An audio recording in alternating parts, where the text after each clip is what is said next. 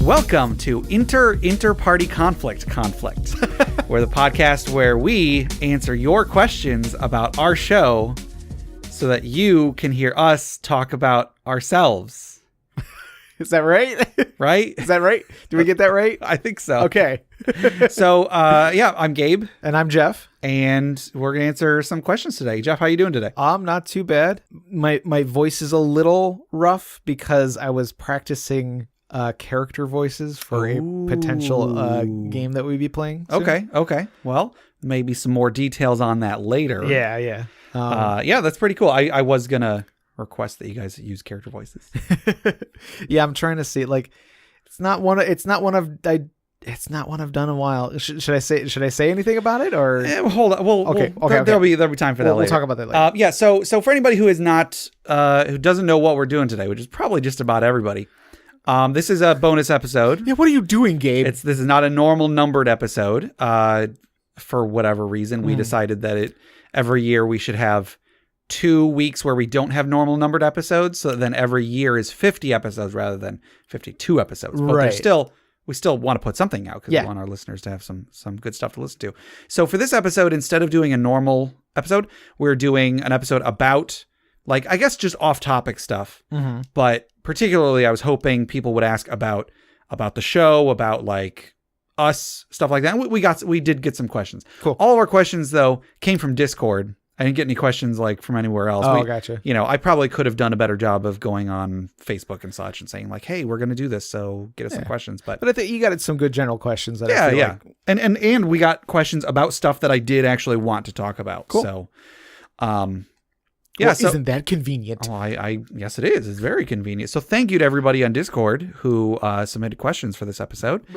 And you should join us on Discord. You can find the link on our Facebook and our subreddit. Yeah, and if you can't find it, just let us know. Yeah, because it is not an exclusive Discord. Anybody can use it. It's not just for patrons or anything. Yeah, you don't have to be a patron. Just find the link and come join us. Yeah, it's a lot of fun. So I guess should we kind of just sort of jump right in or Sure. Yeah. Okay. Okay. So our first question is from Lone Rev on Discord. Mm-hmm. They don't know if we've ever talked about this, which I think we might have. We probably have. At least a little bit. But they're asking about the first time that Gabe and I ever met. Yeah. So we went to the same high school together. And like I said, like you said, I think we have talked about this at some point, but we can talk about it again. Because this is rooted directly in Dungeons and Dragons. Mm-hmm. Like, Gabe and I went to the same high school, although we were a year apart, I believe. Yeah, you were the grade younger than me. Yes. And we were, let's see, I wasn't in the video class at the time. Okay. But you were in the studio a lot. Yes, I was in the studio a lot. As was I. Yeah. Our mutual friend, Steven, who was on the show a few weeks ago. Right. He, I was mostly hanging out in the studio because I was hanging out with Steve. Yeah. And I was there. I was often there because Jay, Jay was very big in that program. And Steve and I had played, AD&D like years before, and like you guys had started playing the 3rd edition. Yeah. And so like just hanging out at it was like after school, hanging out in the studio for the video class, and then I think just one day Steve was like, "Oh yeah, I'm playing D&D with a couple guys from video class. Mm-hmm. You should join us." And then I don't know if I got introduced to you at the studio. Probably. I don't know, to be perfectly honest. I just remember going to Jay's mom's house. Yeah, which is where we played. And like her upstairs was being redone. Oh, it was being redone for a long time. Yeah, and so the carpeting and the walls and everything was done. There was just no furniture up there. Sure. I remember us being upstairs in basically an empty room where it was just a carpet and a window and some walls. Yeah. And but I remember laying on the floor, sitting on the floor, playing an adventure that I think Jay put together. Or was it you that put it together? I think it was Jay. I want to say the first time you ever played in a game that I ran was the Age of Worms campaign. Okay. So yeah, I think it would have been Jay playing in it. It was an adventure that basically took place in our high school or something like that. Oh, I remember that. I was having trouble remembering what it was that we played together before Jay's Eberron campaign, and that's what it was. Yeah. It was very. I only think we ever did like one session of it. I think so. But I do remember that he had it as one of the video teachers was like a sort of like a like a Wizard of Oz. Type thing. It was sort of like a Wizard of Oz thing where it was like a hologram basically. But so yeah, it was like he had like it was like a hologram or something. It was like, don't look at the man behind the curtain sort of situation, something like that. I don't quite remember the details of it, but I do remember. I think we just had the one session, and then eventually, we moved down into the basement and started playing like the Eberron campaign, and that's where I fell in love with Warforged. So yeah, I should mention this was how me and Warforged met, right? That's what the question was. That's basically what the question was. I knew Steve because Steve was one that introduced us basically. So I was friends with Jay already, and I knew of Steve because we were both in My Fair Lady together my sophomore year, his freshman year. He was in the chorus, and I remember. There was this one scene where like he had a line during the play that was, a song was going on. Then the main character, Henry Higgins, asks him a question. And then he's supposed to say, "What do you take me for, a fool?" And so Steve had that line. He said that line. But then afterwards, Henry Higgins says something rude to him. And then so like the character is just supposed to wordlessly just like grumble to somebody else on the stage. Like he doesn't actually say anything, but he's supposed to move his mouth like he's complaining. And I just remember thinking that it was like he looked so goofy because he was just flapping his mouth up and down. And so one day I went to him and I was like, "Hey, I heard that if you say watermelon, watermelon, watermelon over and over again, it looks like you're actually talking." And he looked at me and he was like, "Yeah, I know." And so I was like, "Oh, okay." And at the time, I thought he was he was being rude. I think it was just he was being hilarious. But anyway, so I knew that was my first time meeting him. Right. And then when I started playing D&D, I got taught how to play D&D by a separate person. I taught it to Jay, and then I was talking to Jay about it in the studio, and Steve was sitting like 5 feet away, and he turned over and he was like, "Are you guys talking about Dungeons and Dragons?" And we're like, "Yeah, do you play Dungeons and Dragons?" And he's like, "Heck yeah, I play Dungeons and Dragons."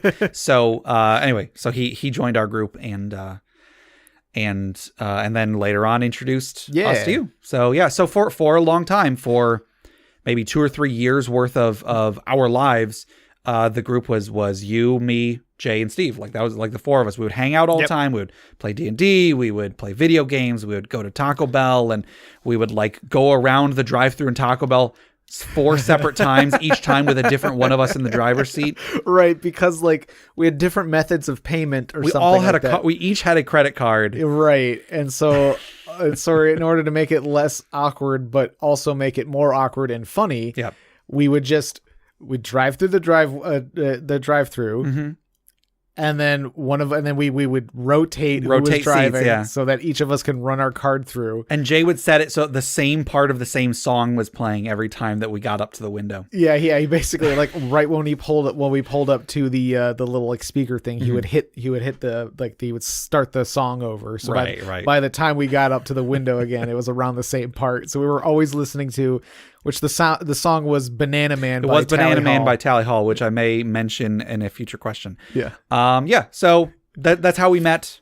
We were friends for a long time. Like I moved away to Tennessee for a while, but came back and I was looking to start a 5th edition campaign. So you said you were interested.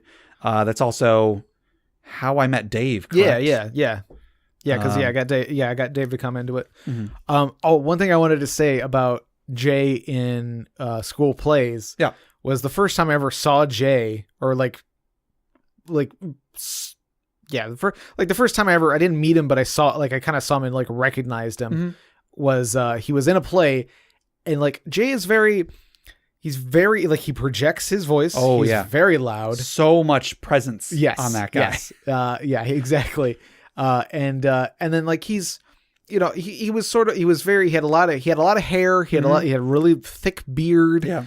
So like when in high school, I was like probably in like sophomore year, freshman or sophomore. I'm not sure exactly what year it was.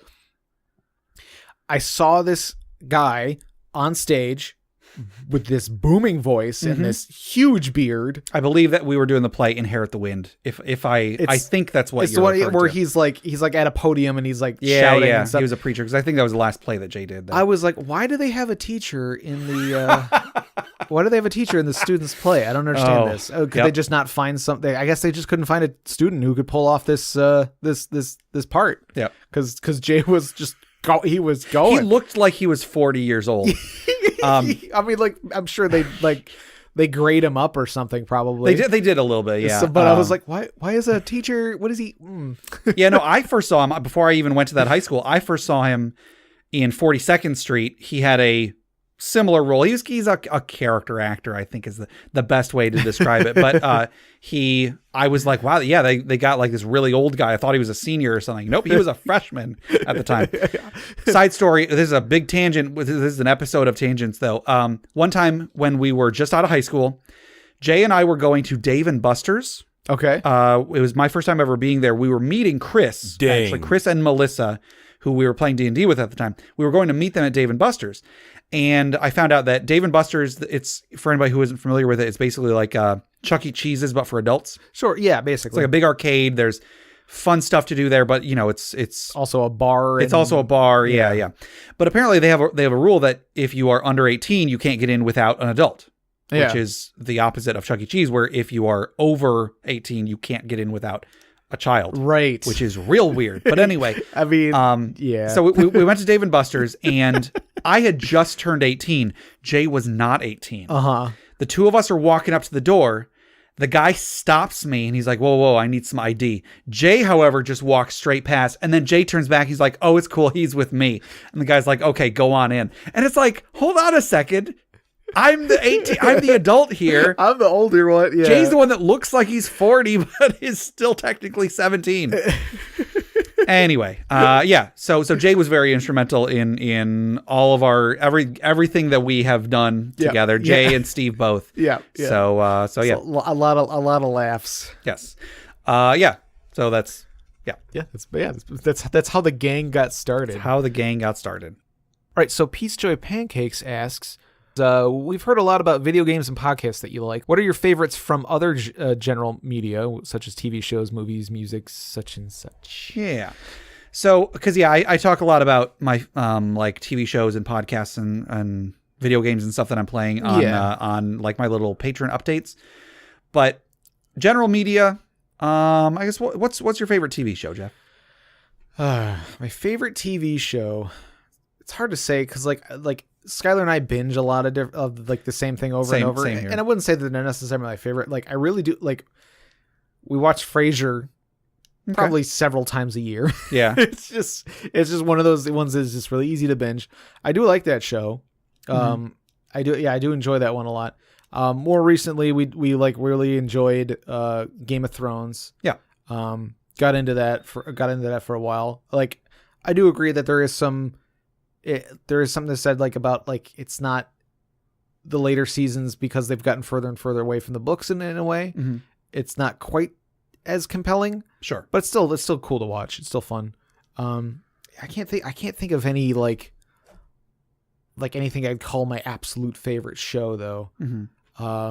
Firefly is really good. Firefly is pretty good. Yeah. Like I remember really liking it when I first saw it, which was after the movie came out. I didn't watch it when it first was on. Same here. But like recently I listened to a few podcasts about it and I went back and watched some episodes and like it is really good. Yeah, they do a pretty good job. Like, and it just, thinking back on like Joss Whedon stuff, like I watched a lot of Buffy and Angel. Yeah. I binged those for a while and I enjoyed those to an extent.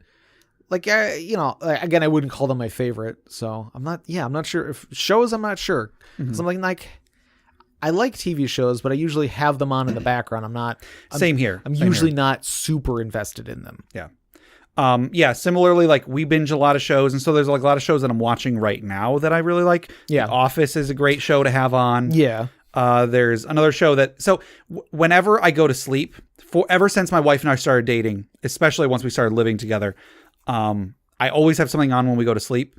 Like it was never a thing that I did before, but my wife always did it because she had trouble falling asleep unless there was something on. And like now I love having just something I'm familiar with playing while I'm going to sleep. And so the TV shows or movies that I play while I go to sleep, that rotates periodically, but like The Office is a great one for that. Another show I've been watching lately is Toast of London. I was just showing you a clip of it before we that's pretty good. Started recording, and it's a hilarious show, and it's welcoming and it's fun to listen to. So I always put that on when I go to sleep now.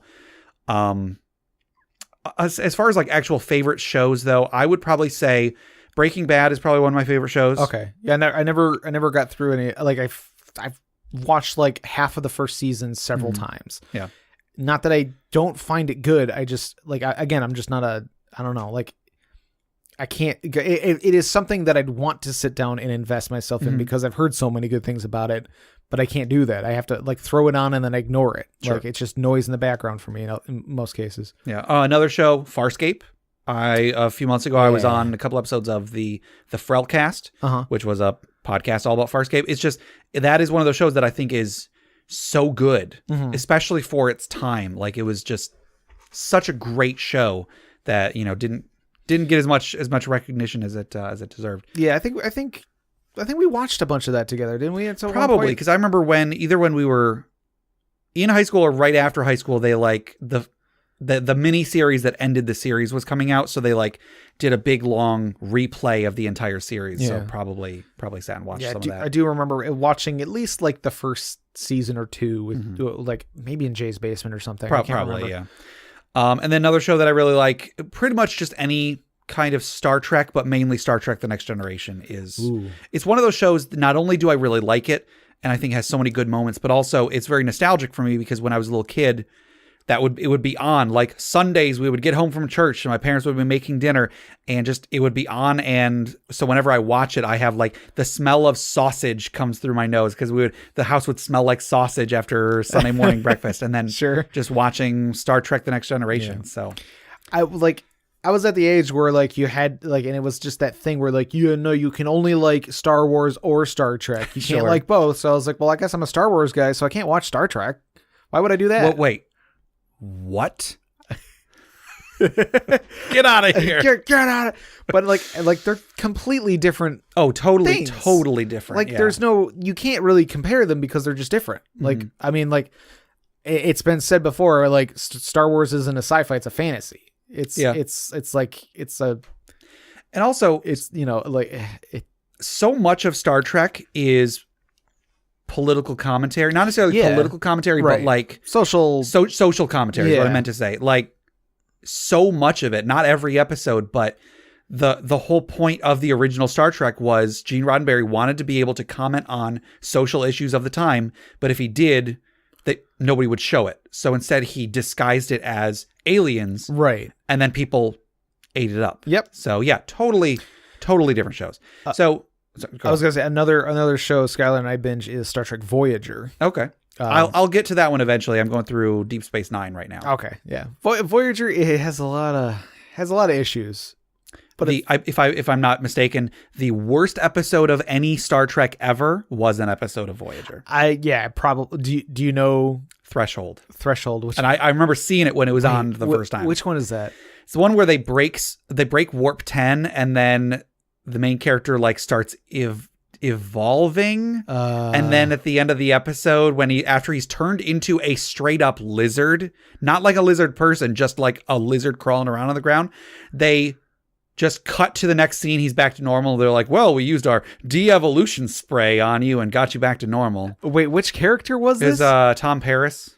And also the captain. He kidnaps the captain. She evolves into a lizard as well. Tom Paris is the worst. Yeah. Like there are, because like that show has like a couple or like two or three like really good compelling characters. Mm-hmm. And when the show revolves around them, when the episode revolves around them, it's usually a good time. Sure. But then there's like several other characters just like, why? No, I don't want it. I don't care. And Tom Paris is just one. It's just, I don't. Yeah. Like I don't like Chakotay. Mm-hmm. I don't like Tom Paris.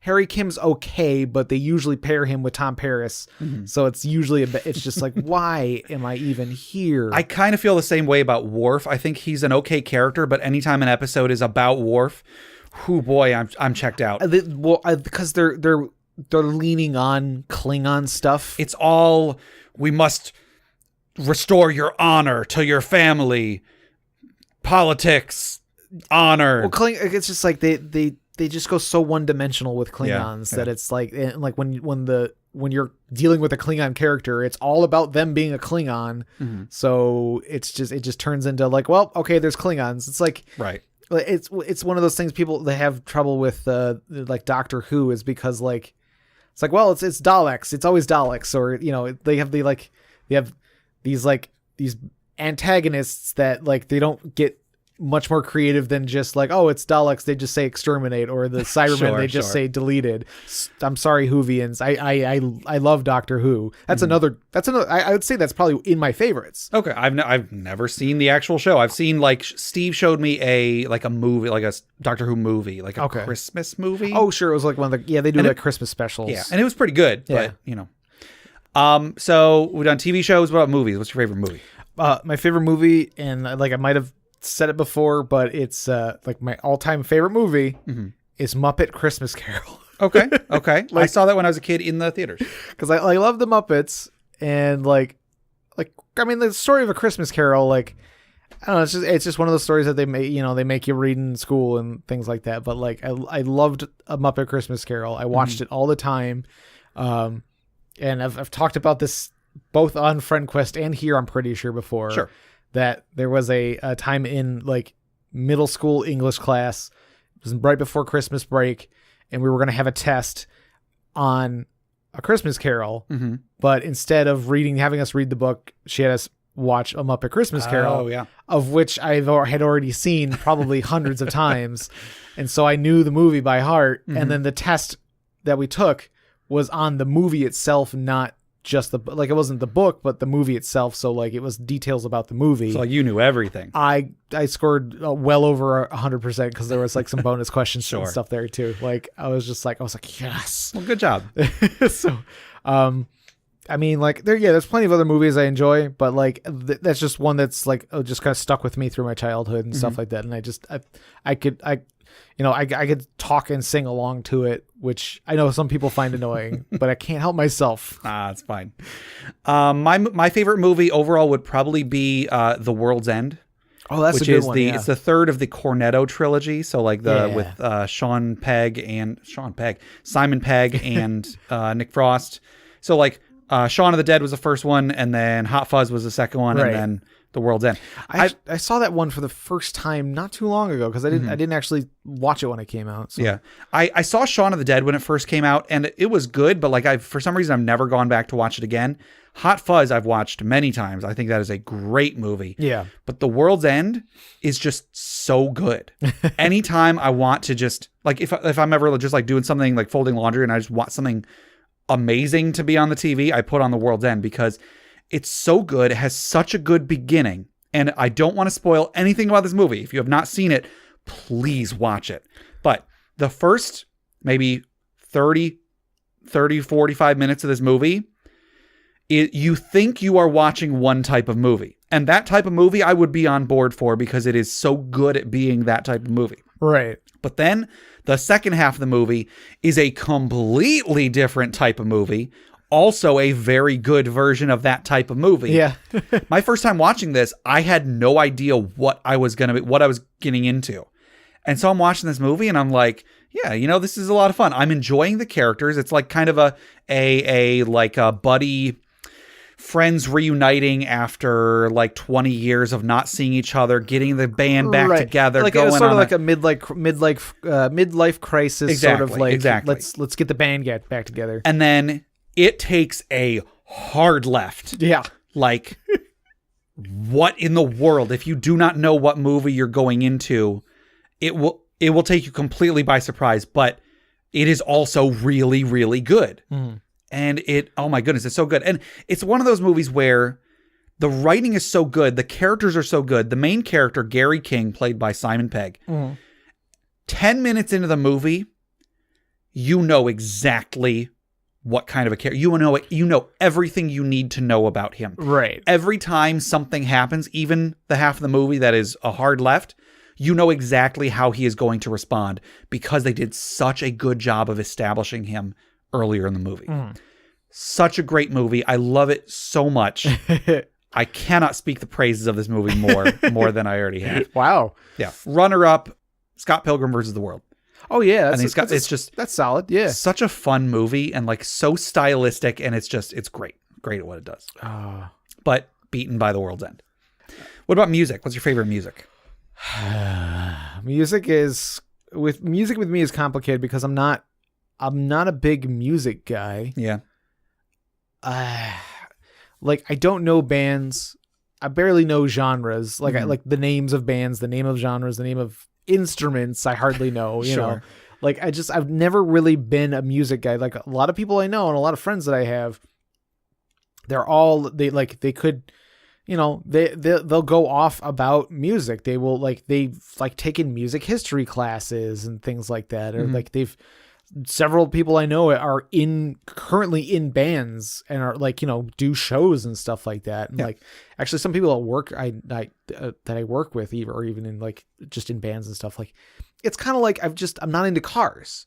I'm not into cars the same way I'm not into music. Like I get that that's a big thing and I enjoy music. I love music. I just I'm not into it. That being said, there are some there are a few bands and stuff that I like.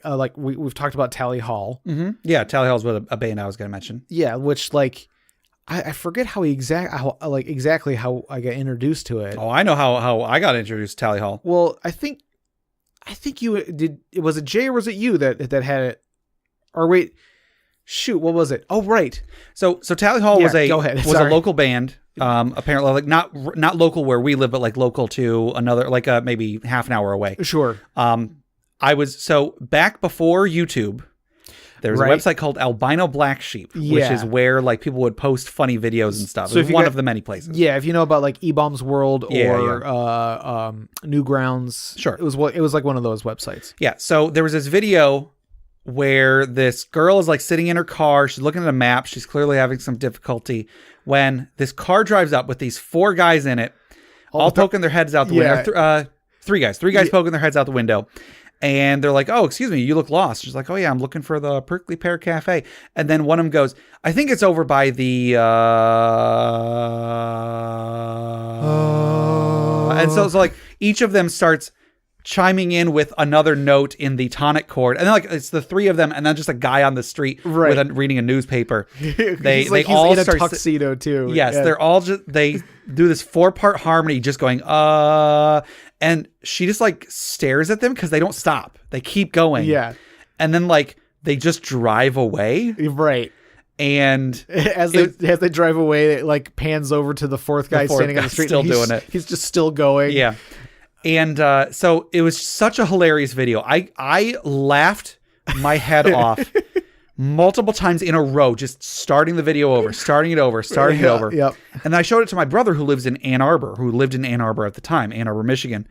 And I showed it to him and his friends, and they were like, "The Prickly Pear Cafe, I know where that is." It's over by the... Yes. Excuse me. And then my brother calls me up one day, and he's like, "Hey," he worked in a pizzeria. He's like, "Hey, you showed me that video? The guys that were in that video are in my pizzeria right now. Apparently they're part of a band. They're called Tally Hall." Oh. And Was that when they were filming Pepperoni 2? It might have been. Yeah. I think it was. Because there was another video they did called Pepperoni 2. Yes. Where there's Whoa, there's a Pepperoni 2? Great video. Yeah. But yeah, they did a bunch of funny videos, and also they had an album out at the time. It was on just a little independent label called Quack Studios or something. Yeah, something like that. And then around that time, they had gotten signed to a better label, I think. I can't remember. Yeah, or whatever the case, they were coming out with a real first album. Right. And it was called Marvin's Marvelous Mechanical Museum, which is the name of a arcade, I guess, that is sort of in the same area. So here in Michigan. And so we bought that album when it first came out, and we listened the heck out of this album. Yeah, I think it was around the time when we went on the trip to Toronto, I want to say. I think so. Yeah, around then. I think that's when we got that you got a hold of like the actual like album disc. Mm-hmm. I remember us like listening to that in the car on the way to Canada. Like, and we listened to that on loop, and it was great. Like we fell in love with it, and we just great album. Yep. And then like we went to I've been to 3 of their concerts. Okay, personally. I've been to I know you and I both went to one in Ann Arbor. Yeah. When they were doing like a big tour to promote that album. Right. There was one time we were at there was a local music shop that they performed at. Oh yeah, I missed that. I wasn't able to go to that one. Yeah, like it was a fairly small shop. It was just a little music store, but they were playing in there. Mm-hmm. And I went there and had a small little small talk conversation with them or whatever. Yeah. But it's funny because I think one of the people who was also there watching them was somebody I ended up working with later on. Okay. And then we were like, oh yeah, you know about Tally Hall? You know about Tally Hall? I was like, yeah, I was at that. They were at that one music show. I was there too. Yeah. So they're college alternative, Yeah, it's a lot of people. describe. I've heard people describe them as being similar to Bare Naked Ladies. Sure. In that they're experimental with a lot of their songs, but it's all kind of rocky, poppy type stuff. Yeah, but it's good. They do a really good job with they harmonize really well. Yeah. They came out with a second album several years later while we were living in Tennessee. I like that. It sounds different, but it's still good. It does sound very different. It took me a while to warm up to it. Yeah. I like it for different reasons than I like their first album. It's more somber, but it's still a lot of fun. Yeah. See, and this is after me saying that I'm just not into music and I don't know bands and stuff like that. Mm-hmm. This is the closest I've ever gotten right to that lifestyle is these guys. Cause it was oh, cool. They're local. I like the way that they sound. I think they're funny. I was so hoping that they would get big. Right. They were on MTV. There was an MTV show called You Heard It First because it's this is going to be the next big thing. And they did a lot of promotion. I heard them on the radio a couple times. Yeah. There was a time there was a local radio station that would do I think it was they would basically every night at a certain hour they would sort of do all right, which song out of these 2 songs, they would put 2 songs against each other and then people would call in and vote one or the other. And I want to say they won 2 or 3 nights in a row. The thing is though, the song that they picked is why would you pick that song? Yeah, it's still a good song. But it's that's not the song that I would play on that station. Yeah. It's not even the type of song maybe it's they're trying to find the song that's the most poppy sounding. But no, it's not even. Yeah. I would say Greener is probably the most poppy sounding song on that album. They played The Bidding. Guys, what are you doing? Yeah. I like The Bidding. But yeah, that's not the song I would have put on there. Although, I feel enough people that, knew of them were going on and voting for them and stuff like that. Sure. So they won a couple nights in a row. Yeah. But, anyway, it's not to just geek out about Tally Hall, this band that probably, let's be honest, nobody listening to this has heard before. Right. But go check them out; they're a lot of fun. Yeah. They're not. Oh, so I mean, just to kind of give people more context to who they are. If you've ever heard, right. If you ever heard of the Shia LaBeouf, Actual Cannibal Shia LaBeouf. Yep. Rob Cantor. He wrote and performed that song. Yeah. He is one of the members of Tally Hall. Yeah. Yeah. He was the they all do some of the singing, but he was the main singer in most of the songs. Yeah. I want to see. Yeah. He was definitely one of the main vocals. Yeah. He also, he had a little viral video that got really big. That was where he was it was him doing quote unquote doing a bunch of impressions. Right. And it's him singing one song, but each line is a different impression. And it's 50 different impressions or something. Right. And it's a great video, but after it came out, he had a making of video, and he revealed that actually he did basically he did a little bit of the singing, but most of it was other people. Right. And he was lip syncing. I mean, it was intended both to fool and to entertain. He did want people to think that he was singing it, but then he had the plan of revealing, no, this is not actually me singing this. Yeah, it wasn't deceiving maliciously. Right. It was kind of meant as like an experiment to see, can this get big if people think I'm doing all of these impressions? And then when it did, hey guys, surprise, that was not actually me doing these impressions. He wasn't going to like take it and be like, yeah, I'm the guy who can do 50 impressions. He wasn't going to like go on with that. Beyond the initial video, he did not actually claim that it was him. Right. Yeah. Anyway, yeah. So Rob Cantor he's done other stuff. He's probably the one that you will have heard of if you have heard of anybody. Not that the other guys aren't great. No, all of them are great. Yeah. They're the types of guys I would have loved to be friends with. Yeah, if for sure. only I had like gone to the same school as them, I could have been friends with them. Anyway, so as far as other music goes, I would say the bands that I find myself or the artists I find myself listening to the most are probably Katy Perry and Robin. Okay. They don't seem like music that I would like, but of all the music, like I have a ton of music on my MP3 player. I was going to say, I was like, I don't picture you listening to Katy Perry, but I find myself listening to her music all the time. I mean, yeah, it's catchy pop music. Yeah. Like that's how it's built, is to be like fun and easy to listen to. Yeah. When we first got this question, I considered just like whipping out my MP3 player and just going through my playlist. Because here's the thing. So I work a job where I'm just standing there doing mindless labor all day. And so one thing that I've done, because I mostly listen to podcasts, but I also occasionally will be like, I feel like listening to music today. So what I will do, because I have to hide my MP3 player, and so I can't access it easily. Oh, right. So I'll usually just like start a playlist and it'll just go. I have a playlist of 100 songs because that is the most my MP3 player will let me put on a single playlist. And that equates to basically a 6-hour block of songs, and every single one of the songs is a song that I could listen to anytime. Sure. So it's so great because like every song is like, oh, I love this song. And then the next one, oh, I love this song. And so I've got probably like 10 or 15 Katy Perry songs on there, probably like 10 Robin songs on there. I've got tons and tons of stuff. I thought about just reading down the list. Sure. But that would probably not be as interesting as I think it would be. I listen to a lot of like electronic, I prefer more instrumental stuff. Mm-hmm. I don't hate vocals, but like most songs that are like all about the lyrics, I don't enjoy as much as where it's more just like using vocals as like an instrument rather than just a like way to say clever rhymes. Sure. I don't know. Like I don't enjoy lyrics as much in newer music. But so I do like more like electronic.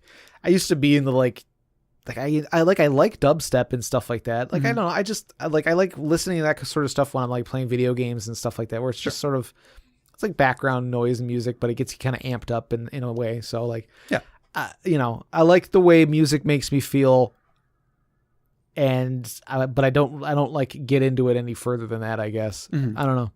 All right. Do you have any plays that are your favorite? I've got a few answers, but I don't know how big you are into this. This kind of goes back to favorite movie as well. Mm-hmm. Noises Off. Oh, Noises Off is so good. It's a great farce. I don't know why I didn't think of that. Noises Off is one of my all-time favorite movies. Yeah. Clue similarly is one of my favorite movies. Clue is great. Similar type of experience. Oh, that one that keeps popping up in my head. I still can't nab it. I don't know. My favorite musical is Wicked. I think Wicked is really, really good. I never went to see it. I never saw it. I've listened to the music. I again, back to music, soundtracks. Oh yeah. I'm a nerd for soundtracks. I'm one of those guys that just listens to like video game and movie soundtracks. Right. I just listen to that while I'm driving. You know? I used to listen to pretty much exclusively musicals and video game soundtracks. Right. I was that guy. Yeah. Sorry, guys. My favorite play I was in is probably Guys and Dolls. Mm-hmm. That was a lot of fun. I was that in senior year. It wasn't Damn Yankees?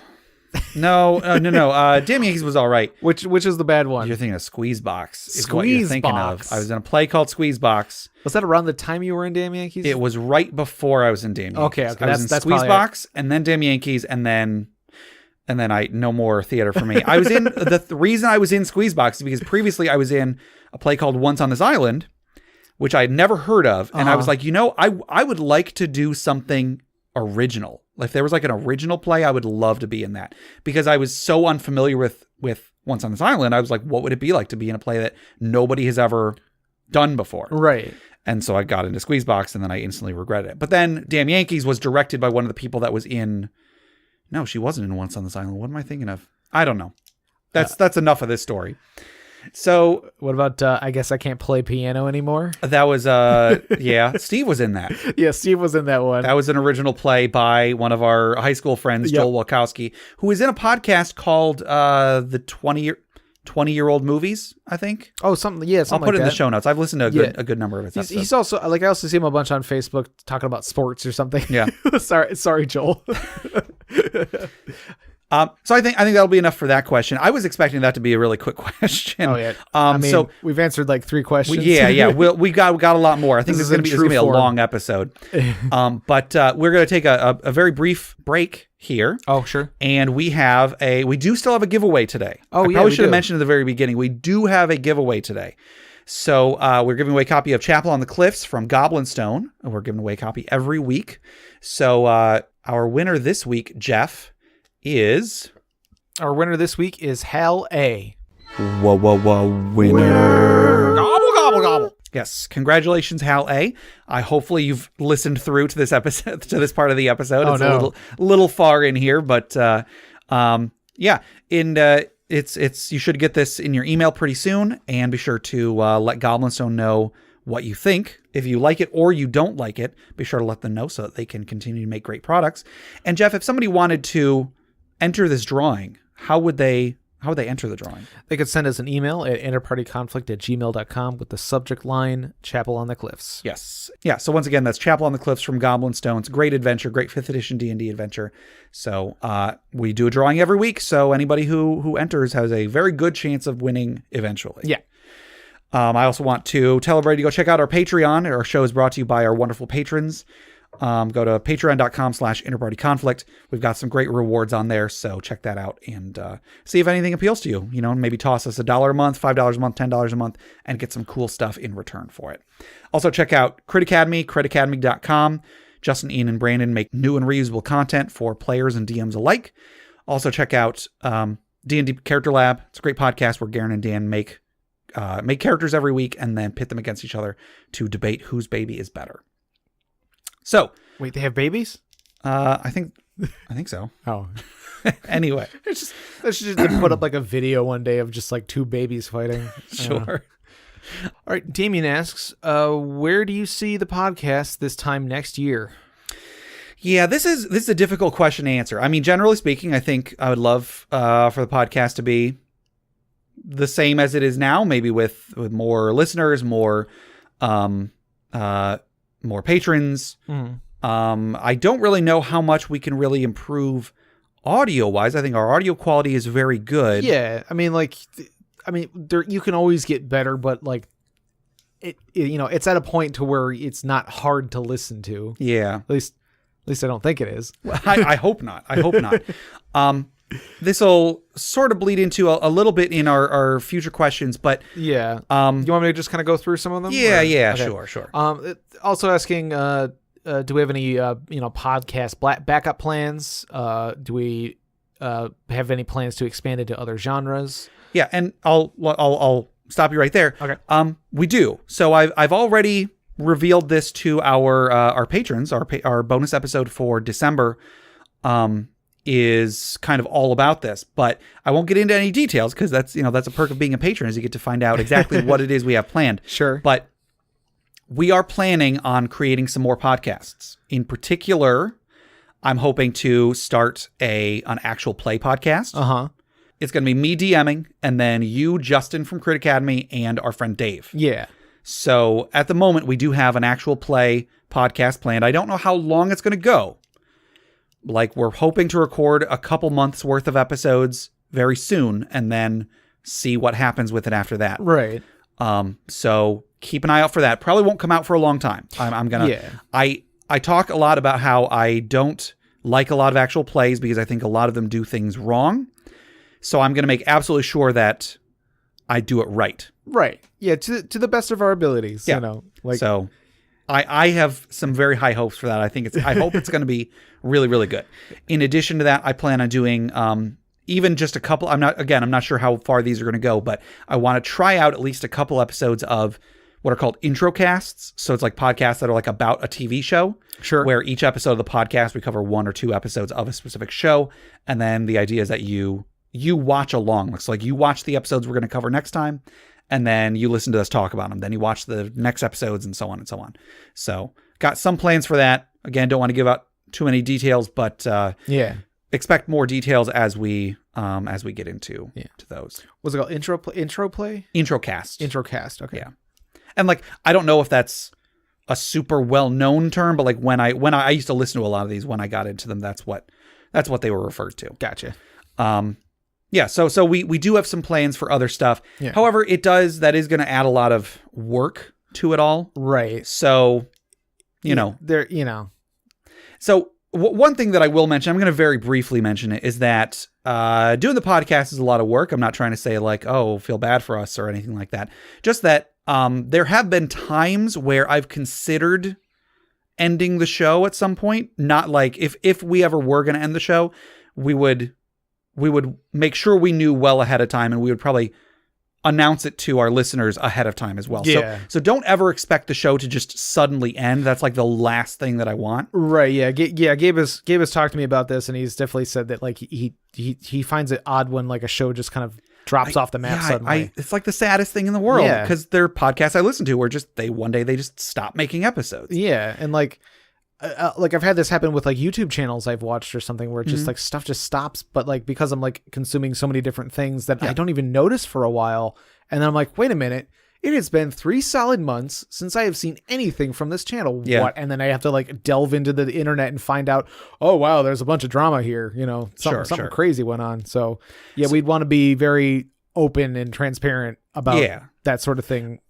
Right. But the reason I bring it up is just that, I picture where the podcast is going to be this time next year, but I do know that between now and then, like there is going to be a lot of work that has to be done. And there may come a day where I decide, I think that I want to move on to other things, and that may happen in the next year, may happen the year after. I don't know. Yeah.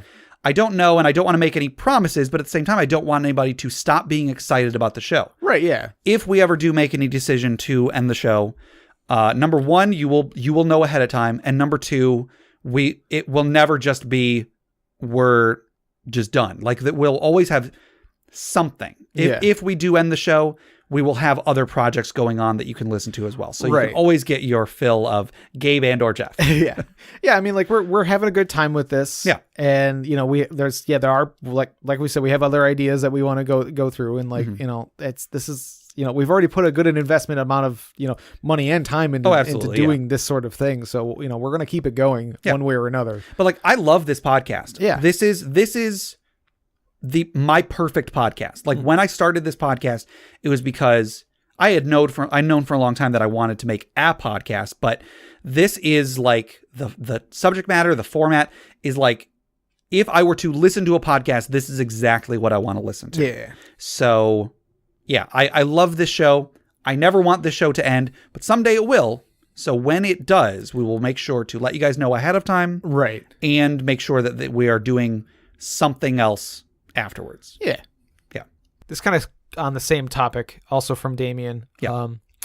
Do you think you'll ever find the listener question format doesn't work? And then we have another question from Adam, also on Discord. Do you have any regrets about decisions made during development of the show? And if you could alter them now, would you? So to answer that one first, like, I don't think I would alter anything right now. However, the listener question format does make things difficult. Yeah.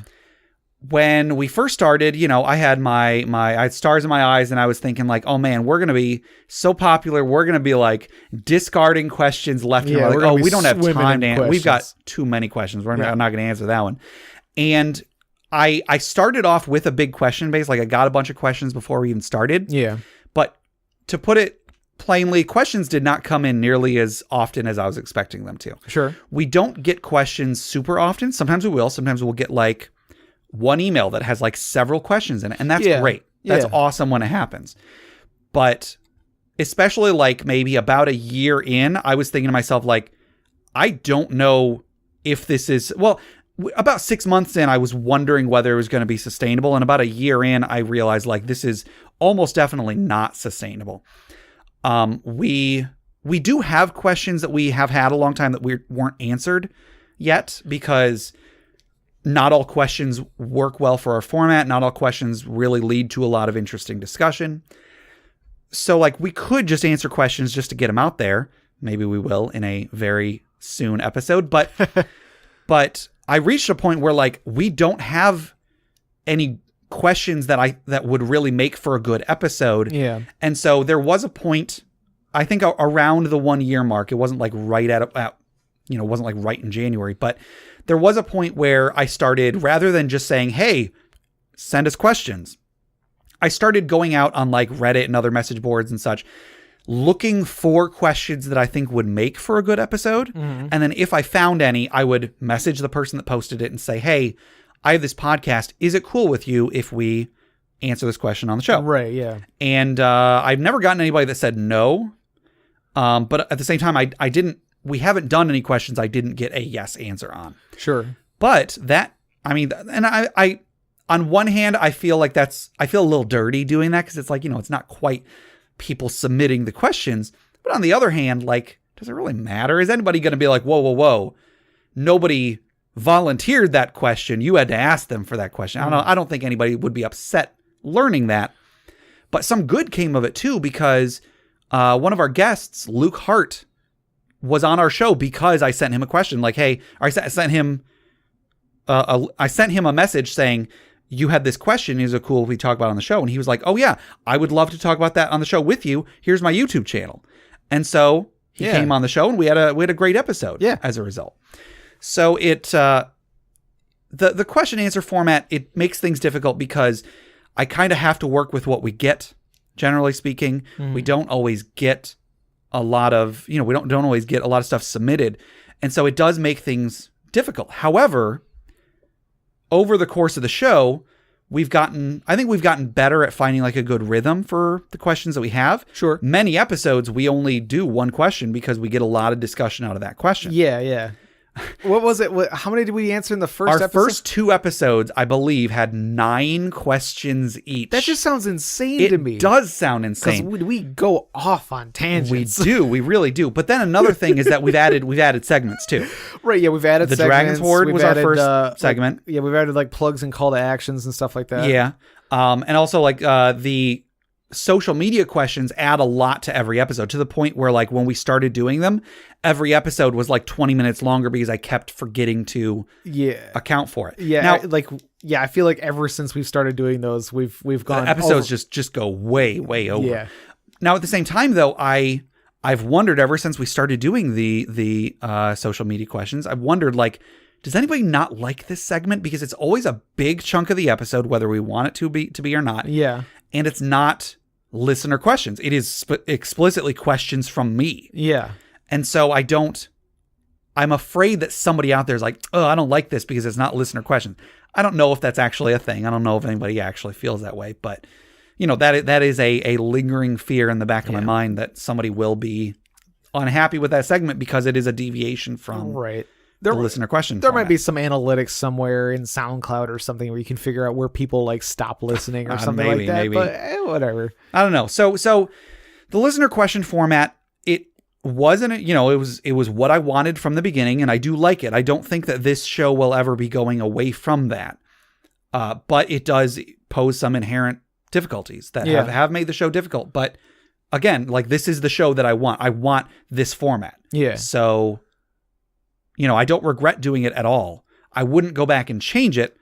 Maybe if we went back to the beginning, I would probably add in the segments that we have now. Right. Because like the Dragon's Horde, I love. The Funeral Pyre, I love. I do like having a social media questions segment. I wish it were easier to do it shorter, but I don't want to like, if we get a lot of responses, I don't want to like cut people out. I want to get as much listener discussion in there as possible. Right. I just wish that I was better at condensing some of the like the admin and so on to just get it out, because I don't want I hate ads personally. I hate when I'm listening to a podcast and there's ads. So like I wish there were a way that I could make the ad section shorter while still having the same amount of information. Right. You know what I mean? Yeah, there might be ways that we can touch up the format like a little bit, but yeah, I don't know. Yeah. All right, so we got a couple more questions here, both from Adam. Do you find yourselves answering similar questions frequently, and are there any questions that you have received which you refuse to answer, and why? Yeah, so as far as getting like frequently the same questions, not really. We have gotten, I mentioned it in a previous episode that we have gotten a few questions over the past, year and a half that were topics that we had covered very early on. And I do plan on revisiting those sometime, but I want to make sure that when we do cover a topic for the second time, that we have new stuff to cover. Like we do have a question, fairly early on, we did the question of like, how do you deal with a problem? Or what are some examples of problem players and how do you deal with them? And that's a great topic. We got a great episode out of it. And then we got that same question from someone again, probably they just didn't listen to that episode. Yeah. And I would like to have another episode about that. Just I want to make sure that we can cover different types of problem players we didn't cover the first time and also give more insight on how to deal with them. Yeah, because there's plenty of times where we, discuss a question and then like right after the show's done, we're like, oh, I could have said this or that, or like, oh, I meant to say it this way or that way. So there are definitely things that we could touch on again. Yeah. So we will answer questions again, but like we don't often get questions that we've already gotten. Yeah. And then as far as questions we've gotten, we refuse to answer. There's none that we've been, unless I'm mistaken, there are none that we were like, whoa, we're not going to answer that one. Yeah. Yeah. I don't think there's anything that we've just like flat out said like no to. It's more, we don't think we have a good answer for it. Yeah. Or like we've gotten some that are like rules based. And in my opinion, there's a very simple answer. Yeah. And so I don't think that that's going to make for any good discussion, so I haven't included it. Sure. That being said, we do plan on episode 100, which is the episode that comes out after this one. We do plan on episode 100 being all the questions we've had for a long time that we just have not had a good answer for. So it's going to be strap in. It's going to be the dumpster fire episode. Kind of. I mean, hopefully we've got some stuff to make it a good episode regardless, but it'll be fun to just be like rapid fire. Like, here's this question. Yeah. No, here's this question. Maybe here's this question, and so on. Anyway. I mean, we say we're going to rapid fire, but I'm sure we'll find one. I was expecting today's episode to be a rapid fire. Right. No, this is going to be like a 2-hour episode. Strap in. So listeners, for this next segment, which has already started, we have a very special guest with us. His name is Super Hands. Okay, we have 2 special guests with us. A pie tin. Super Hands, as well as my wife, Lisa. My beautiful wife, Lisa, is here. She is here to talk about her dog, Super Hands. And also, there's another topic that I wanted to talk about as well. So, Jeff is here. He's dealing with the beast right now. No. He's wrangling Super Hands. He's the boy. So we got a question from Preston Penguin R on Discord. That's not a name. And he asked, Gabe, are you and Lisa high school sweethearts? My high school, not his. Yeah. So we didn't go to the same school. And when we started dating, Lisa was still in high school, but I was not. I internet stalked him because I saw him in a play and thought he was cute. Yes. I was in 1776, which is a musical about the signing of the Declaration of Independence. It has Mr. Feeney in the movie. In the movie, yeah, as Mr. Feeney plays John Adams. And so I was in a local theater production of that. And yeah, Lisa saw me in that. She thought I was cute. He had a really good nose. But I was very skinny at the time. And you supposedly said to your friend who had brought you to the play that you were gonna feed me cakes to make him look less nerdy. He was skinny with a ponytail and glasses and grandpa slippers. Yeah, I wasn't wearing my glasses in the play. I guess I wasn't wearing my grandpa slippers in the play either. The very first time that we ever hung out, it was not after that play because we didn't actually meet then. You saw me in that, and then you looked me up online. You found an old GeoCities site that I had. No, it was your AOL community page. I thought you found my GeoCities page. No, it was like an AOL page about you going to Russia. Yeah, no, that was GeoCities. No, that wasn't. That was AOL. I'm the one who made it. I guarantee it was through GeoCities. I think it was AOL. Did it have like pictures of me like carrying boxes and hugging my dad and stuff. And the AOL logo. Mom, Dad, stop fighting. Okay. Well, in any case, so she found a website that I had made a few years previous, and she sent me an email, and for some reason I answered it. He's a nerd. Yeah, and yeah. So I was in another play with the same group. A few months later, I was in I was in Bye Bye Birdie. And so Lisa came to the show and she saw me and we hung out afterwards. I was wearing my grandpa slippers. We were kicked out of the bowling alley because we had Slurpees. Yeah, we went to 7-Eleven and then to the bowling alley and they wouldn't let us in. So yeah, and I guess the rest is history. Superhands really doesn't like us talking about this. Yeah, he looks really bored. He's lying on the floor and he is not moping. He is moping. So Lisa, we got a question here from Adam B on Discord. Tell me about your dog. What kind do you have? All right, so he's a Great Dane. He's awesome. His name is Superhands. He has a tail. He has toesies, and you can hear them click clack when he goes places because he doesn't like to get his nails trimmed, and that's always a fight. And Gabe has to. No. Gabe's interrupting, and Gabe has to sit on top of him while I go clip, clip, clip with the nail clippers, and it's a big fight. But then he gets something like a hot dog afterwards, so it's okay. So he also does teeth chattering where he goes, and it makes me super happy. And sometimes he yawns and his tongue it goes whoop and it makes this whoop gravity noise and it's really good. And I've asked Gabe to record it for me, but he refuses because he doesn't like Superhands and he doesn't want any proof that Superhands is my live-in boyfriend. Yeah, it sounds about accurate. Yeah. So how old is he? You got him when he was a puppy. You know how old he is. What is he, like 2? He's like 2.5. We've had him for 2.5 years. Gabe counts the He was a puppy. You can't every see, but day. Behind the sound foam are scratches on the wall. Every day is torture. And then here's a great question. Has he ever done anything stupid? Did you tell them about the toilet? I haven't told anybody anything. All right. That's why you're here.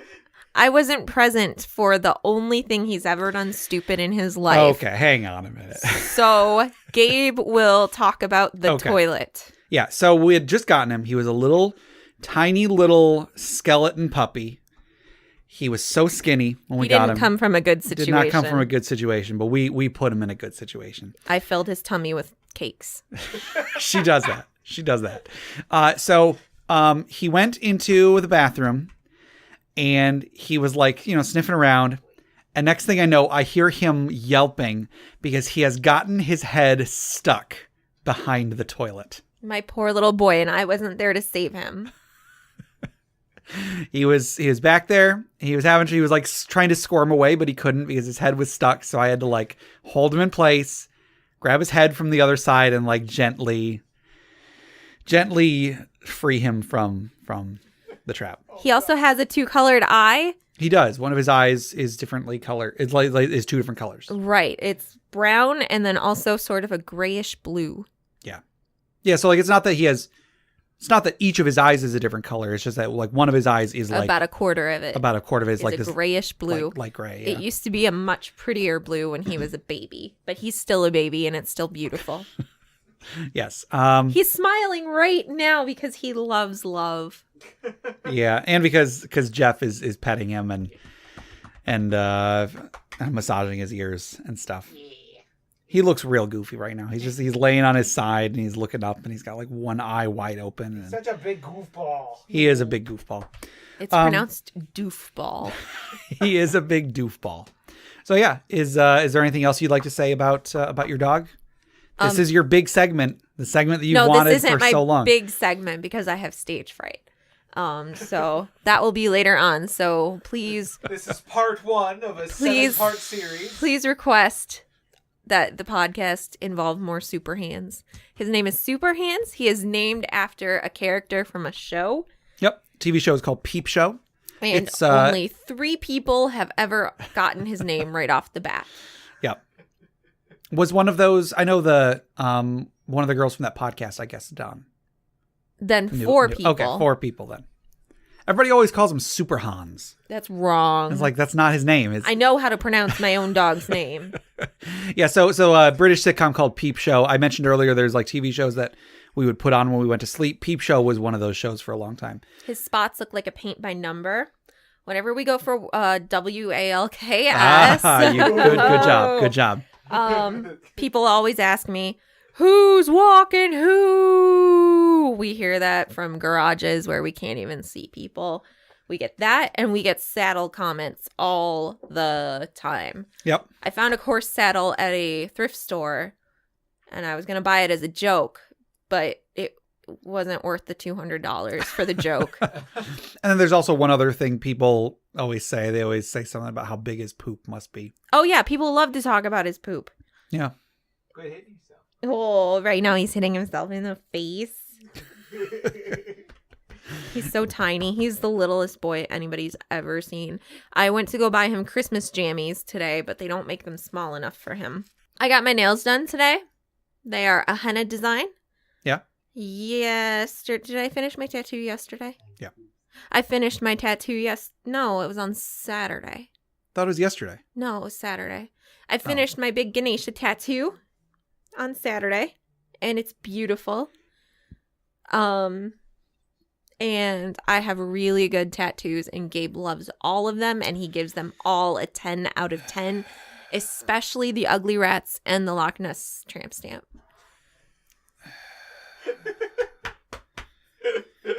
So that's my wife, everybody. That's Lisa. Yay! So thank you, Lisa, for coming on. Oh, whoa. Super Hands is not like that.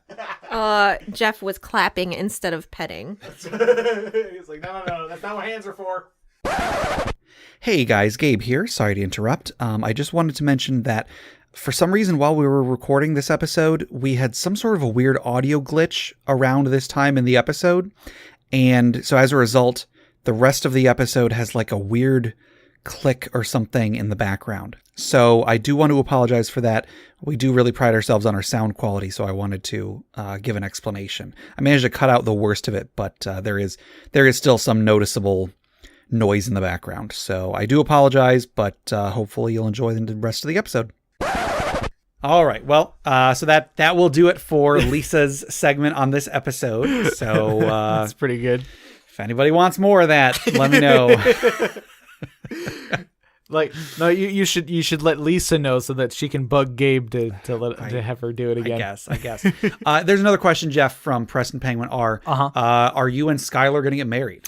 We do plan on it. Yes. We are engaged. We've been engaged for a while now, and people we do get the question pretty often. Especially like from family members and stuff. Sure. Her mother is very insistent. Well, then after that, it'll be, when are you having kids? Yeah. Nudge. No, how are your private parts doing, Jeff? Nudge, nudge. No, her mother is actually insistent on that already too. She doesn't care about which comes first. She just wants both. Right. Yeah. So we definitely plan on doing it. I think sometime in this next year we're actually going to be putting some pen to paper plans. To do so. Cool. But neither of us is in any real hurry. Yeah. That's all that matters. Yeah. So yeah, we're cool with the way things are, but we do plan on actually getting married. Sure. In the near future. When Lisa and I got engaged, I think we originally planned on being married or being engaged for, I think for 2 years. Like we got engaged in August. Or was it September? August. It is August. We got engaged in August, and then we were planning on getting married not the following year's October, but the October after that, I think. But we ended up shortening it by a year, so we were engaged for just over a year. Okay. So we got married in October, the year after we were engaged, instead of another year after. Yeah. So. Yeah, Skylar, I think we've been engaged for about a year, 2 years. Mm-hmm. Something like that. Yeah, we've been together for about 6 years. And you proposed at the Renaissance Festival, didn't you? I did, yeah. So I had this big, huge thing planned, and because I a couple people that Gabe and I went to high school with actually work at the Renaissance, or at least did for a while. Yeah. And so I was gonna see like maybe I can, call in a favor or something and try to figure something, do some huge grand thing. But like, one, I'm terrible at making plans. Sure. And two, I know like Skylar wouldn't have enjoyed it as much as the work I would have put into it, just because like neither of us are really big into the big grand gesture thing. Yeah. We're fairly private. We're not super social. Like, we have friends, we have a good time with our friends and stuff like that. But like, we don't go out much, so we're not like, we don't like being the center of. We like attention from between friends, but we don't like being the center of attention. That sort of a thing. So it just ended up being like, I messaged like, any and all friends I could find online of hers and mine, and we're just saying like, hey, we're going to be going to the Renaissance Festival this weekend. I'd really like you guys to come, that sort of thing. I didn't say exactly what was going on. Yeah. Because, like, I wanted it to be sort of like a surprise and sort of casual in a way. And so like, it was like, hey, if you can come, you can, if you can't, no big deal, that sort of thing. And like, I partly feel bad about that, because then like the people who like, wanted to come and see the proposal, because I didn't announce that it was going to be a proposal, partly because I was nervous. Yeah. I don't think anybody can blame me for not announcing that. Right. Yeah. Like, I didn't want it to be a huge thing. But a few of her friends came along, and there was definitely there was enough people to where it was like a good group of friends, and like she was completely surprised by it, which I was sort of surprised at. I thought she would have seen it coming. But yeah, like I brought her mother along and stuff like that, and so I was in my full Renaissance getup, which is right. I have a suit of like leather armor. Yeah. We've talked about it. It looks real good. Yeah, it's pretty cool. It's just a leather breastplate with two large shoulder pads, and then like I have like a but yeah, like so I proposed to Skylar near the jousting arena, or the little jousting ring and stuff. It was I think it went pretty well. I was super nervous, but it went well. I wasn't able to be there that day, unfortunately, but yeah. I'm happy for you both. Again, I kind of feel bad just because like I didn't because like I don't know if that would have changed your availability or. I honestly don't remember if it was because I was working that day or if I just had prior commitments or what. But but it doesn't matter. It's not your responsibility to clue everybody into what you're doing. But yeah, when I asked my wife, I don't think she was planning on. I don't think she was aware it was going to happen that day. But let me put it this way: when I was trying to decide what ring to get her, one day we went out to eat with a bunch of friends. She sat down next to me with an ad for Hellsberg Diamonds with like the specific ring that she wanted, and she just sat there talking to somebody. But while she was talking to somebody, she had a pen and she was just violently circling the pen that she wanted over and over and over again. And then she got up and went to the bathroom and then left the thing right in front of me. So I think she knew what was coming. Oh, that's amazing. Yeah, I could definitely see Lisa doing that. Yeah. Dropping the biggest of hints. And I'm glad she did. Sure. Because that is one of those things that you're sort of expected to just know, but you can't just know. Yeah. And so like it is sort of that. Yeah. That's like if it were me, I would rather get the thing I want than to not get the thing I want, but have it be a surprise. You know what I mean? And like, yeah, I know like Skylar has like, she's told me several times that she's never thought of herself as like the girl to get married or anything like that. She's just it was never that girl who thought about it all the time or anything like that. Yeah. And so like she never really thought about like the rings or a ring or anything like that. But it's a good movie. What the movie The Ring? Yeah. Sorry. Go on. So the ring that I gave her was actually my grandmother's ring, and it's it's nothing it's nothing fancy. It's actually fairly small, but it's just it's a family ring. And she's got like tiny slender hands, so like the little ring kind of just Slender Hand, that's a good movie too. No, Slender Man was a terrible movie. I'm sorry, Jeff. Slender Ham. I keep interrupting you with bad movie jokes. That's perfectly fine. No, she I mean, she likes the ring and she likes that it's like, you know, it's like part of the family because I don't know. She's happy to be part of my family, which is odd to me because my family's obnoxious. Yeah. Love you guys. But yeah, so yeah, that's, you know, that's enough mushy stuff. Anyway, we still got a couple more questions, and these ones I think will be a bit lighter than than the podcast related stuff we were answering a minute ago. Actually, Gabe, we're going to do a really serious question first. Before we get to the lighter ones. Okay. This is from Avonshill. They've got a really important question for us. All right, I'm ready. What is your favorite pizza topping? Oh, I mean, this is a tough one. Bacon would normally be my answer. Okay. However, there's this amazing pizza. I don't know what I will have cut out of the section that Lisa was on, but there's this amazing pizza I'm about to get in a little while. Yeah, they've talked at length about this pizza before. We've mentioned this pizza place, this bar on the show before. But this Michigan-style pizza, it's so good. And the very first time we got it, we went up there and Lisa was like, hey, is it okay if we get chicken on a pizza? And I was like, yeah, sure. And we love it. We don't want to try anything else. We don't want to change up that formula even a little bit.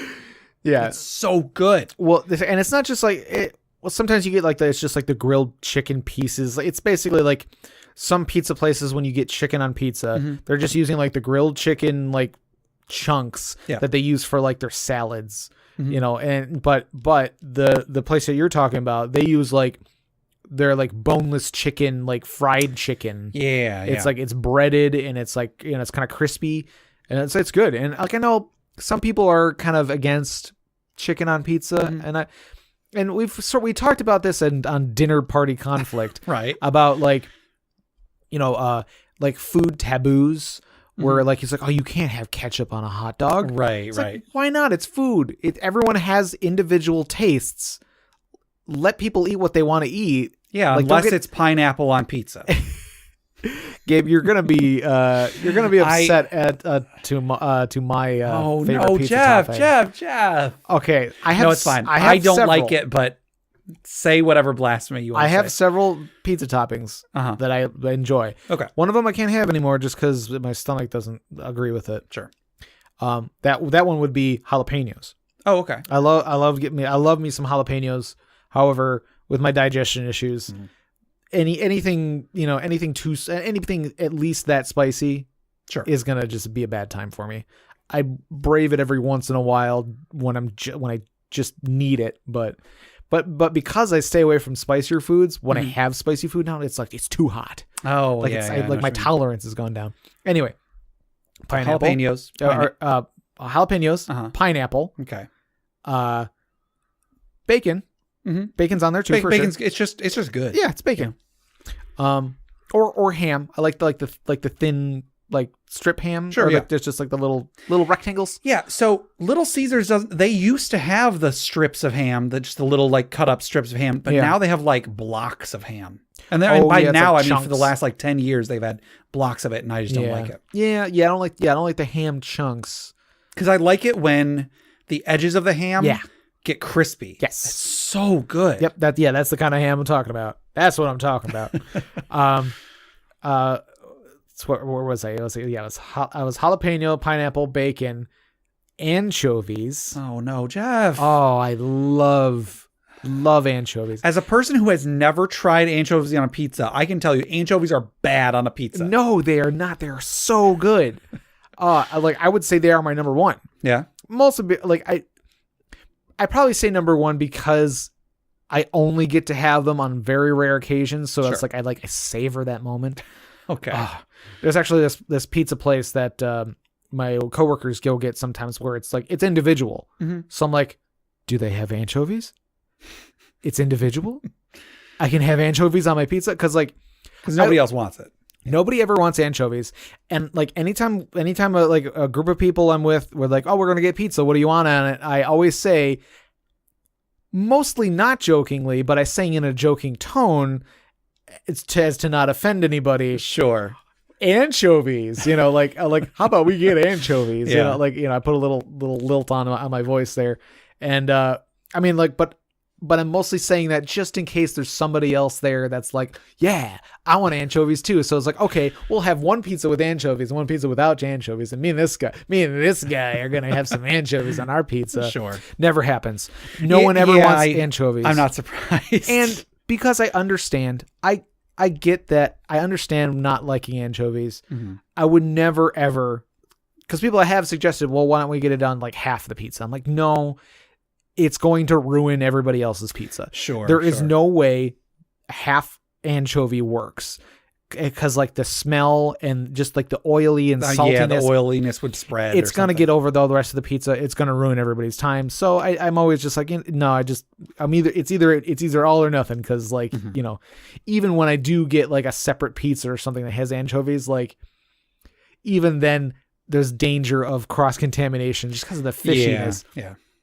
But I love me some seafood, and I love me some just like weird, like I like that nasty fishy like taste. The thing that people hate about seafood, that's my favorite part. And like, it's like, okay. Well, how do you tell if it's good or bad? It all tastes like, it all smells like foot, you know, or Sure. Like, no. That's no, that's not it. But I feel like, and the thing about these pizza toppings of mine, I've decided that like I have several pets that I want to own at some point or another. One of them is a fish. One of them's a jalapeno. One of them is a jalapeno, right? No, but I am going to name them after pizza toppings. Oh, okay. Because I want a tortoise and name them pineapple. Oh, I want to get a bird of some sort, either like a cockatiel or name of bacon. Anchovy. Okay. Or like Annie for short or something like that. Sure. I want to get a dog named Jalapeno. Okay. And then I think, and then get a pig named Bacon. Well, before I've come to terms with the fact that I am fairly allergic to cats, I don't really like cats. Mm-hmm. Skylar does. Yeah. And I told Skylar we would get a cat, but then like after a few more interactions with cats that I've had lately, it's just like, it's not doable. Cause like I've lived with cats before and it's been mostly okay. Mm-hmm. But like the last few times I've been around cats, like, and I know sometimes it's different from cat to cat, but like the last few times I've been around cats, it just, I can't handle it. So, but we were going to name the cat like Cheese or something. Okay. That's a great name for a cat. So, okay. And we have another question here. This one is also from Avonshire. Probably another serious one. Let's see. I mean, this is a pretty serious one. This one's pretty serious. What Hogwarts houses are we both in? So, we did not discuss this before, but I asked you if you knew what house, if you had taken the test on Pottermore, and I said I had. So, let me ask you. Let's try this way first. I'll have you tell me which one you think I'm in, and then I'll tell you which one I think you're in. Okay. And you're in. And I won't be offended by any It's answer. tough to say. I guess I can see qualities of any of them. Well, ask yourself this: am I the protagonist or the antagonist? that rules in or rules out Gryffindor and Slytherin. Right. I'm gonna say, I don't know. Jeez. Let's just go with Hufflepuff. Okay, I'm curious why you said Hufflepuff. Because you're a good friend. I don't like. Okay. That is sort of the Hufflepuff thing. Is like it's like you definitely. I'm not to say that you don't have the qualities of the other ones. I just like it's like Gabe has always been a good loyal friend. So it's like, well, like I'll do that one for the little sly compliment, and then two. It's just like I don't know. That seems.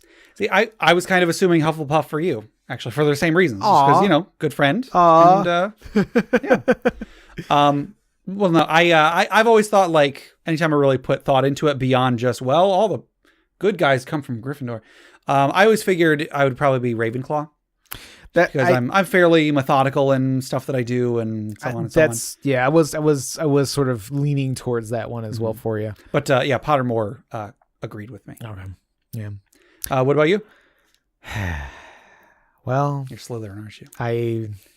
Yeah. I mean, there's that question: is your favorite color green?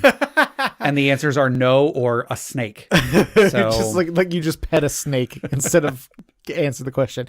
Okay, so all right. So my favorite color is green. Yeah. And the Slytherin colors are silver and green. Mhm. And so like one would think like, oh, okay, you just chose the answers Yep. that you knew would be Slytherin, because Right. it's not like it's that like hard of a thing to understand when you're taking the test or whatever. And like Right. there have been several tests before and after that are basically the same, like what house are you in, just a different form of questions. Yeah. And it's mostly like it is like sometimes it does just boil down to what's your favorite color, but so yeah, you're probably saying like, oh yeah, you're just gonna choose the answers that lead you towards Slytherin because you want the green one. Right, and my right. argument to that is exactly what a Slytherin would do. Oh, snap. That's a good answer. That is a good answer. That is my answer. Yeah. Although I have taken the test more recently, because I remember taking the test right when Pottermore was like, you were still had to be like invited into it. Oh, sure. And like I remember taking the test and like sort of like basically doing that and kind of like retaking it until I got Slytherin. Oh, yeah. And I was like, is this cheating? And I was like, no, this is exactly what a Slytherin would do. But then I took it more recently and I did give it a lot more like serious thought. Sure. And I still ended up with Slytherin. Well, there you go. Not to say that there probably wasn't some part of bias in me that was like, I bet this is the right one to go with, or like, it's like, or I was like trying to like convince myself into thinking this was what I would choose. Again, something a Slytherin would do. Right. You're getting what you want by like basically any means. Whatever means possible. Yeah, exactly. So like I argue that is exactly what a Slytherin will do. Therefore, I am Slytherin. Good job. Do you happen to know what your Ilvermorny house is? What are the choices? I don't even know. But anyway, I don't even know what any of the houses are. So yeah, and I can't remember like what my wand or my Patronus was. My Patronus is a hedgehog apparently, which I'm cool with. Yeah, like I think I remember taking the Patronus one. I don't remember being like there. It seemed bland. Yeah, I don't know. I was like, nah, that's not what I get. No, I would argue like because I like turtles so much, I think it'd be like. It'd be Sure. like a sea turtle, because I could see that sort of like floating through the air or whatever. Because Sure. like the Patronuses are these like wispy, flighty, figures in the air or whatever. So it's like, well, a tortoise isn't really gonna, it could. I guess it could. It could. But I feel like a green sea turtle. Yeah. They move pretty quickly through the water. So I guess. Yeah. I feel like- hey, well, turtles are actually pretty speedy when they need to be. yeah, absolutely. And like the whole idea of a Patronus is protection, and Yeah. they have a shell. So There you go. Yeah. All right. Well, I think we've talked enough off topic today. So let's get to some real questions. Oh, yeah. So that'll do it for today. So thank you everybody for listening. Thank you for following with us for 2 years, just about. Oh, wow, yeah. So yeah, next episode's our 100th episode. Dang. It's insane. Yeah, that is that's something. Yeah. So hopefully you guys got some insight into us as people, Right. as well as are excited for some of the stuff that's we've got planned for this coming year. Yes. So yeah, just keep an eye out. We will give you guys more news as more stuff comes out. Yeah. Thank you so much for listening to us. And I don't know. Wait, I'm supposed to do a send up. Well, we'll get to that in a second. Okay. So I won't go through our whole usual spiel, but if you have any questions for the show, feel free to submit them to InterPartyConflict@gmail.com. You can find us on Facebook, Reddit, on our Discord, on Twitter. Yeah, come check out all of our stuff. Jeff, you got FriendQuest. Do you have any news you want to say about that? We play video games. Sure. And yeah, we've got our Patreon, patreon.com/InterPartyConflict. Other than that, thank you guys for joining us, and I hope you guys have a great week. Yep. All right. Thank you. Peace out. Bye.